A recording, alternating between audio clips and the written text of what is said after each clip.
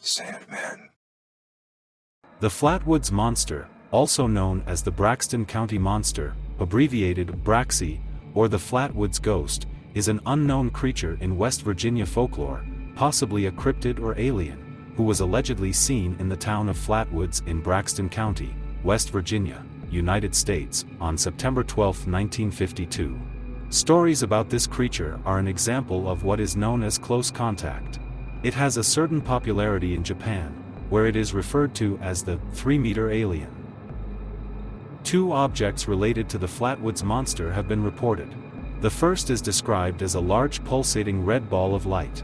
Some ufologists believe it may have been an alien craft piloted by the second object. Descriptions of the second object vary.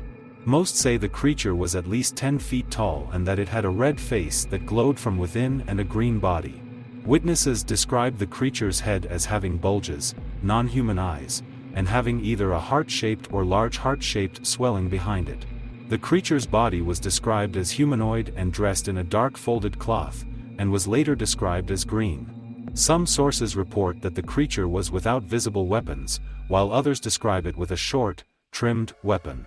The description also reports tenacious fingers that protruded from the front of the creature's body. At 7:15 p.m. September 12, 1952, two brothers Edward and Fred May and their friend Tommy Hare, ages 13, 12 and 10, respectively, while playing soccer on the playground, allegedly observed a bright object that crossed the sky. The object descended to the ground on property owned by local farmer Bailey Fisher.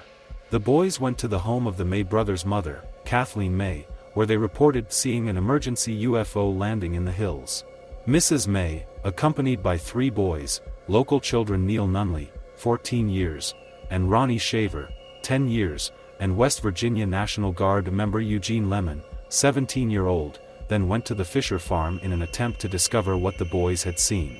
Lemon's dog ran forward and suddenly started barking, then a few moments later went back to the men with his tail tucked. After walking about 1,300 feet, the group reached the top of the hill, where they reportedly saw a large pulsating fireball about 50 feet away from them. They also found a caustic mist there that burned their eyes and nose. Lemon noticed two small lights to the left of the object near the oak tree and pointed her flashlight there, illuminating the 10-foot-tall creature, which made a piercing hissing sound and glided toward them, then, changing direction, flew toward the red light. At this point, the group ran down the slope in a panic. Returning home, Mrs. May contacted the local sheriff, Robert Carr, and Mr. Lee Stewart, co-owner of the local paper, the Braxton Democrat. Stewart interviewed the boys and returned to that location with Lemon later that night, where he reported a disgusting, burnt, metallic smell still prevailed.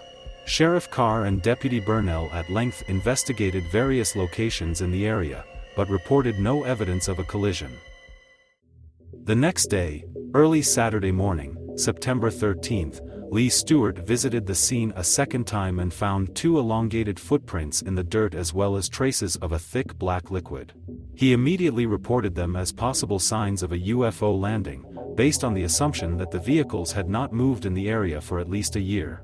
It was later determined that the tracks were probably left by a 1942 Chevrolet pickup owned by local resident Max Lockard, who had gone there to see the creature hours before Stewart's discovery. After encountering the creature on September 12, several members of the group reported experiencing symptoms similar to those previously experienced while they were in the mist emitted by the creature. Symptoms included nasal irritation and throat swelling.